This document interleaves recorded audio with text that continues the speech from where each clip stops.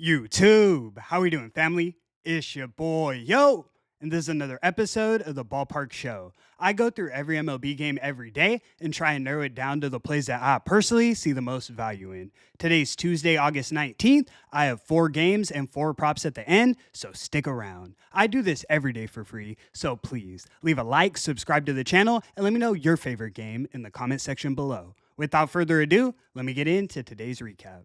Recapping yesterday, we cashed our highlighted play of the day. We took the Chicago White Sox and Atlanta Braves over 8.5 runs. Easy cash to say the least. Score was 0-0 going into the third, plenty of live betting opportunity. Then both teams proceeded to score 9 runs apiece. Final score was 13-9 White Sox. We've now cashed our last 3 highlighted plays in a row. Let's get back in that win column and keep the momentum rolling. Without further ado, let me get into today's games.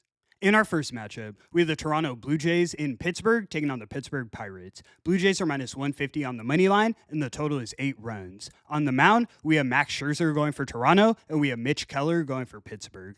This is a pretty good pitching matchup. Neither guy's an ace, but they both had impressive seasons, and I see room for improvement when I look at their expected numbers. In terms of offense, you guys know the Pirates have been terrible, but I've also let you know personally, I don't trust this Blue Jays lineup. They're playing way above their pay grades, and we should see regression moving forward. In terms of a side, I do lean towards Toronto, but I also think we stay under this total. Something like 4-1 Blue Jays, and if Pittsburgh wins, it's going to be 4-3 Pirates. Either way, we cash. We're taking the Blue Jays and Pirates under 8 runs as our first selection. Let's move.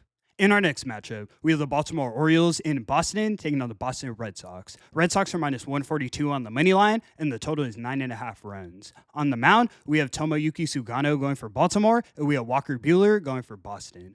Both of these guys have the exact same expected ERAs of 5.69, and I see why. Sugano's walking way too many batters, and Buehler has no velocity on his pitches. Both offenses ranked top 10 in the league over the last 30 days, so I think we see a lot of runs scored. Fenway's the second most hitter-friendly ballpark in the league, so that also helps. In terms of a side, I lean towards Boston. They have the pretty significant bullpen advantage, but I'd rather just take the over. We're taking the Orioles and Red Sox over 9.5 runs as our next selection. Let's move.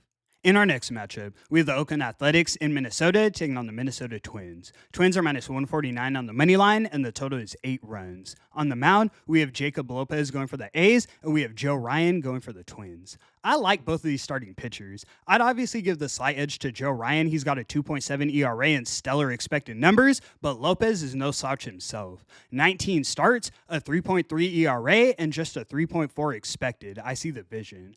Bullpen, same story. Twins have a slight advantage, but then I get to the lineups. Athletics ranked 3rd in the league over the last 30 days. They've been on fire. The Twins, 26th, miserable. I like Joe Ryan and I like their bullpen, but this is too much of an offensive mismatch to lay points. I'd rather just take the plus money. We're taking the A's on the money line. You can find it for plus 125 odds as our next selection. Let's move.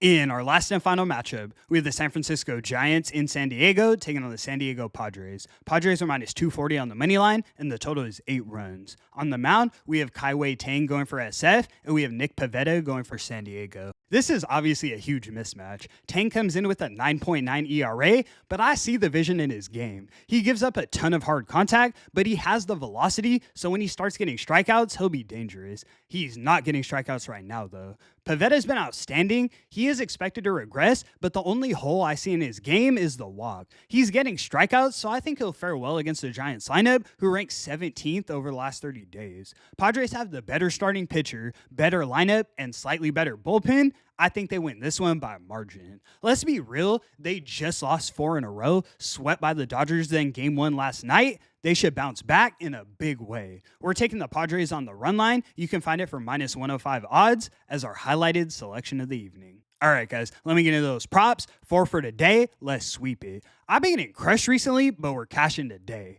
First, we're taking Brandon Nimmo of the New York Mets to get 2 or more bases. Streaky guy, but he's running hot right now. 6-game hit streak, and I love the matchup against Jake Irvin. Next, we're taking Ben Rice of the New York Yankees to get 2 or more bases. I never have good luck with this guy, but he's hitting so many barrels, I have to rock with him. He's top of the league in hard contact. I think he goes yard. Next, we're taking Teoscar Hernandez of the Los Angeles Dodgers to get 2 or more bases. I don't know if you guys saw Freddie Freeman yesterday. That had me sick.